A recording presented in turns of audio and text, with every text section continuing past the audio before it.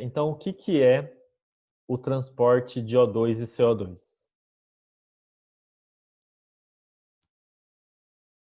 O que vem a ser?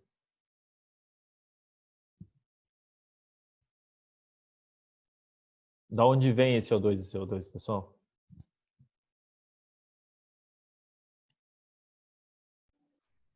Da respiração celular? Da respiração não celular.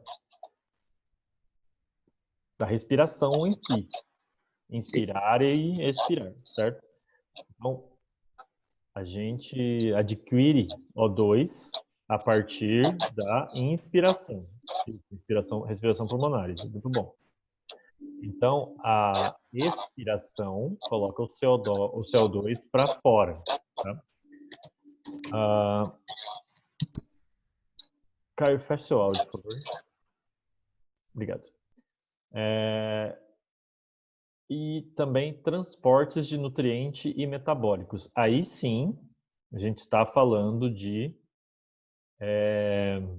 respiração celular. Por quê? Na respiração celular, nós temos processos, por exemplo, o ciclo de Krebs, né, que é a via mais importante de metabolismo das nossas células, que elas utilizam alguns nutrientes, algumas fontes de energia, como a glicose, e elas colocam para fora da célula coisas que elas não precisam. Por exemplo, o CO2. E o CO2 ele vai pela corrente sanguínea até ser despejado no pulmão para a sua expiração. E quem é que transporta O2 e CO2?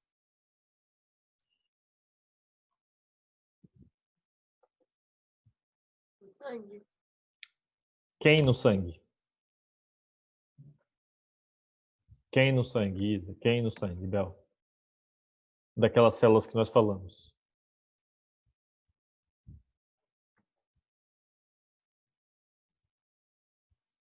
Ai, que medo de errar, professor. Glóbulos vermelhos, isso mesmo. Isso.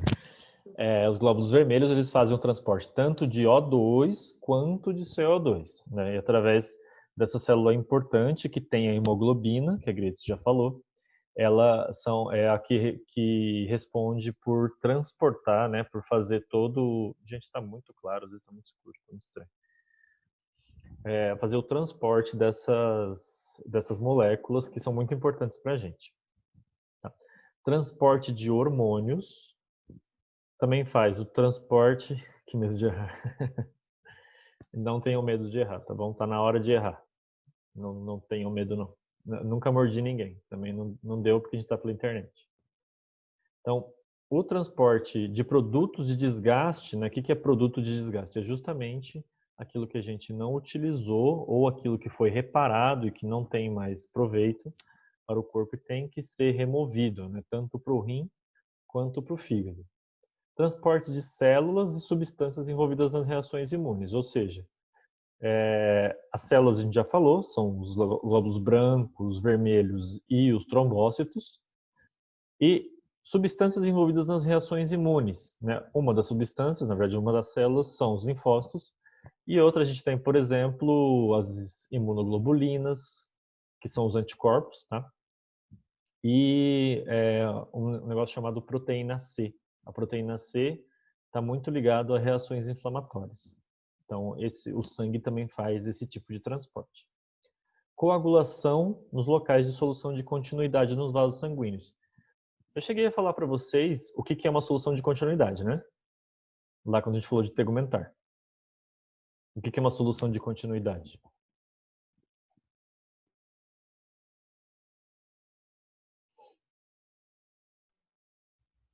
É o que sai do corpo quando a gente tem um corte, né? Isso, muito bom. Ele, quando comunica, né, um vaso comunica com a parte exterior do corpo, né, não naturalmente, por causa de um corte, um furo, a gente fala de solução de continuidade. E quem realiza a coagulação são as células. Qual é o nome das células? Tem dois nomes. Essa mesma, Bel? Não, não é essa. As plaquetas, né, as plaquetas estão envolvidas na coagulação. Ou então, outro nome para eles é trombócitos. Né? Os trombócitos são as plaquetas são os trombócitos. Manutenção do equilíbrio hídrico. O que seria um equilíbrio hídrico, pessoal? Pensem. Equilíbrio de quê? Se é hídrico, é da água. Isso mesmo. Eu li os lábios da Bel aqui, ela falou água. Então, você é feito de quê, basicamente? Isso. Nós somos feitos de água. Tudo na gente é água. Se você desidratar a gente, né? Você já deve ter visto alguém bem desidratado. Aquelas pessoas que ficaram mumificadas no deserto são basicamente cadáveres totalmente desidratados. E você perde muita, muita, muita massa, né? Eles ainda têm uma quantidade relativa de água, mas são bem desidratados. Se você desidratar completamente o corpo humano, o que acontece? Basicamente, você vira cinzas, né? Não tem mais nada depois que você desidratar completamente. Também faz a regulação da temperatura hormonal.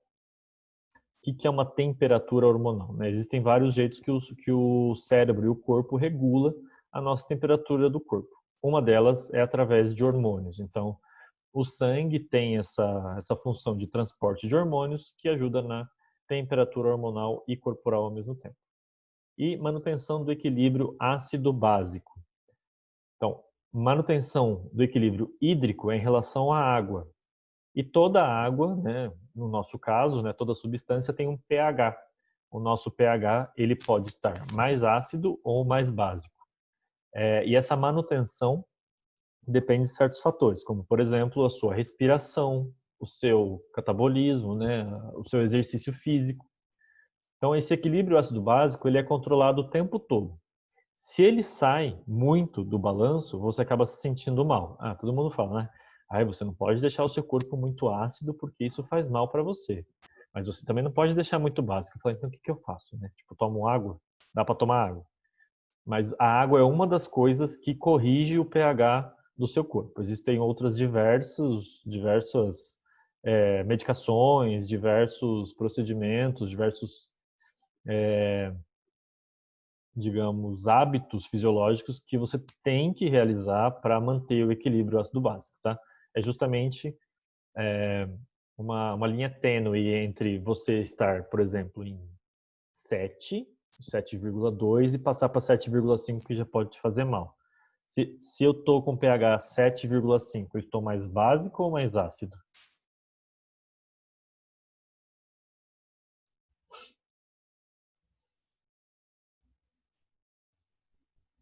Mais básico ou mais ácido? Mais ácido. Mais 7,5. Ácido. Mais básico. Quanto maior o número no espectro do pH, mais básico. 7 é o neutro. Então, para baixo de 7 é ácido, beleza? Então, vamos. Então, esses componentes aqui, vamos começar pelos glóbulos vermelhos, né? Ou eritrócitos ou hemácias, são os nomes deles.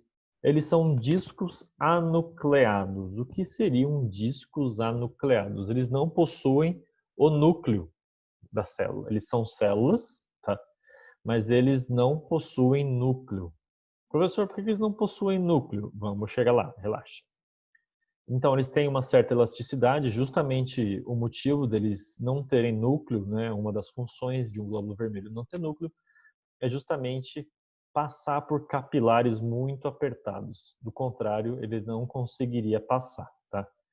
Nas crianças, a quantidade varia de 5,6 milhões por mililitro, né? Esquece a terceira aqui. Em mulheres de 4,5 milhões, né? E homens 5 milhões por ml. O que esses números aqui estão falando para vocês de interessante? Como vocês avaliariam uma criança ter mais glóbulo vermelho do que um adulto? O que isso implica? Não pode ter um risco de criar a trombose, criar algum trombo, alguma coisa? Não, o trombo ele é feito pelos trombócitos, não pelas células vermelhas. O acúmulo de células vermelhas, não, um excesso não causa. Não, porque toda criança tem. Então, por que toda criança tem de 5 a 6 milhões de células por ml?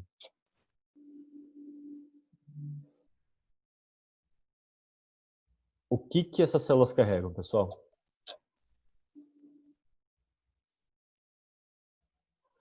Tem alguma coisa a ver com o crescimento? Tem muito a O ver com o crescimento. oxigênio? Leva oxigênio, não leva? Não tira o gás carbônico?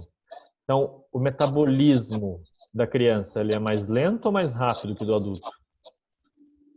Mais rápido.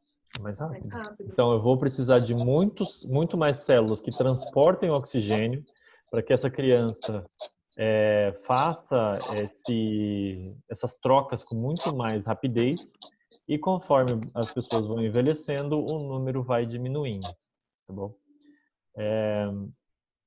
Então, basicamente, a criança vai ter um número muito maior de glóbulos vermelhos e de glóbulos brancos também, devido à defesa, né, precisar ser mais rápida, devido à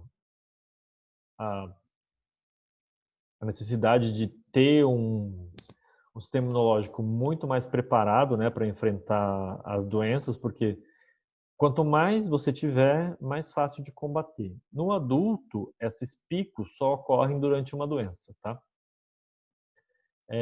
E aqui um último conceito desse slide é a hemólise. Hemo é de sangue, lise é de quebra, destruição. Então, destruição das hemácias. A destruição das hemácias, ela pode ocorrer de diversas formas. Uma delas é por causa do envelhecimento. Só um minutinho, gente.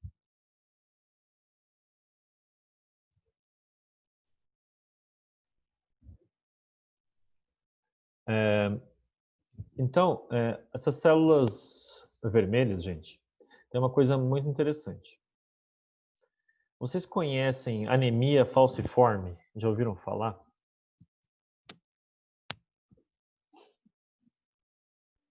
Já ouvi falar, mas não faço a menor ideia do que é. Beleza. Então, você está vendo aqui no slide a questão da anemia falciforme. Falciforme é, na verdade, acabou pegando esse jeito de falar falciforme porque era chamado inicialmente de foiciforme. Por que foiciforme? A forma de uma foice, olha assim.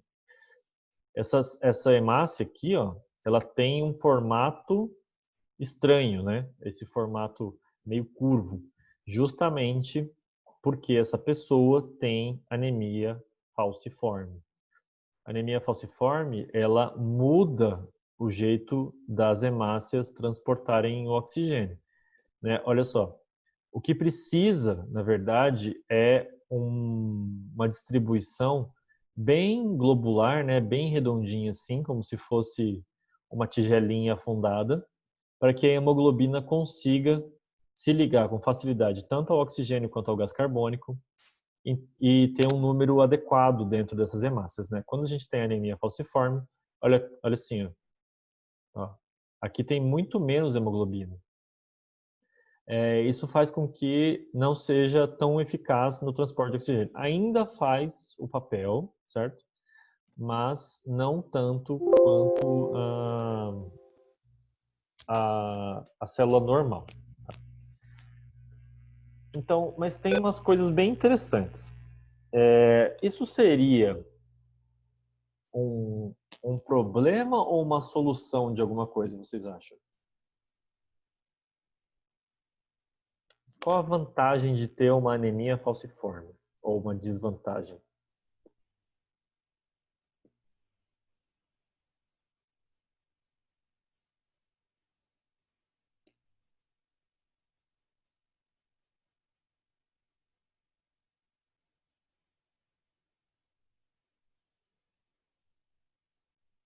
Não? Ninguém? Então, olha só. Qual o grupo étnico que mais apresenta anemia falciforme? Vocês saberiam dizer? Os negros? Perfeito, os negros. Qual é o grupo étnico que mais sofre de doenças cardiovasculares e infartos fulminantes? Negros? Os negros. Existe um motivo por trás disso. Um deles, além da alimentação, né, ser muito diferente do, digamos, do continente de origem. Olha só na tela aqui, ó. A gente tem os glóbulos em forma de foice com facilidade de criar bloqueios dentro dos capilares e das artérias também. Se esses bloqueios eles aumentarem muito, eles podem bloquear artérias super importantes, como a artéria coronária, por exemplo. No entope do coração, você causa uma isquemia cardíaca. Isso pode levar à morte, certo? Então, quem tem isso, geralmente são negros. Então, ele pode até ser saudável e se ele tiver anemia falciforme, ele corre muito mais risco de criar um bloqueio, né? E aí, respondendo ao que acho que foi o Caio que falou, né, das crianças terem muita hemácia, pode criar um trombo. Na verdade, quando a gente tem as células vermelhas saudáveis, isso não acontece. O que acontece é que se ela tiver anemia falciforme, aí sim ela vai poder criar um bloqueio com muito mais facilidade. Mas, gente, a anemia falciforme não é de toda ruim. Afinal de contas, ela existe e ela é uma vantagem evolutiva. Se vocês não acreditam em mim, eu vou contar uma história agora. Vocês já ouviram falar da mosca beriberi? A doença beriberi, né? É uma mosquinha chamada tsetse. Ela transmite a doença do sono.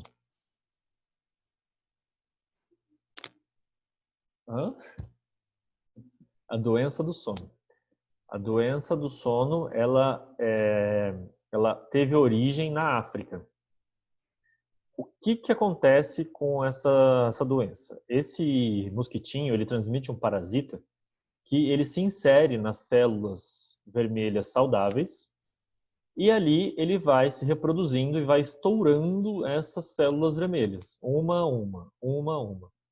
O que acontece quando uma pessoa inala muito gás carbônico ou então não consegue exalar o gás carbônico produzido dentro dela?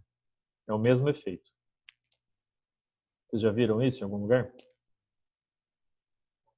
A pessoa se trancou no carro ou na garagem e ligou o carro. Para que ela queria fazer isso? Para morrer. Então, esse acúmulo de gás carbônico, ele faz com que você adormeça, porque na verdade os glóbulos vermelhos eles têm muita facilidade de se ligar muito mais ao gás carbônico do que ao oxigênio.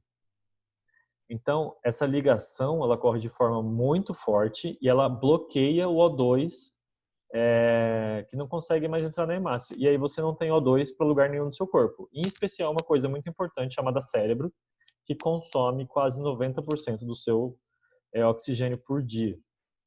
Então, se você não tem oxigênio, você começa a ficar sonolento. É o mesmo caso. Se você não tem hemácia ou a hemoglobina, né, qualquer uma das duas, você começa a ficar muito sonolento. Então, a doença do sono funciona da mesma forma. O parasita da mosquinha entra na gente, ele começa a destruir as células vermelhas e a pessoa começa a ficar sonolenta até morrer. Aí, a evolução começa a entrar em ação. Algumas pessoas começam a desenvolver células diferentes das originais.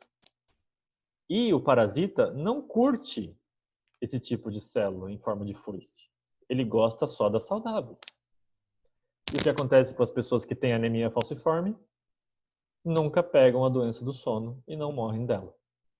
Elas podem até ter uma dificuldade, né, de metabolismo no início, mas o corpo se adapta e se ela sobreviver depois da primeira infância, é muito raro ela morrer da doença do sono. Ela até pode ter o parasita dentro dela, mas ela não vai morrer porque a maioria das células é de forma diferente do que o parasita gosta.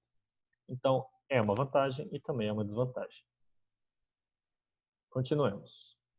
Então, por que demônios a célula do seu sangue é vermelha? Por que vermelha? É porque Deus quis, professor. Quase. Essa doença de pai para filho? Não, essa doença ela é transmitida por uma mosca, Kathleen. Já vai encerrar a chamada. Boa. Então eu vou encerrar e vou continuar no próximo, beleza? Obrigado, Miriam.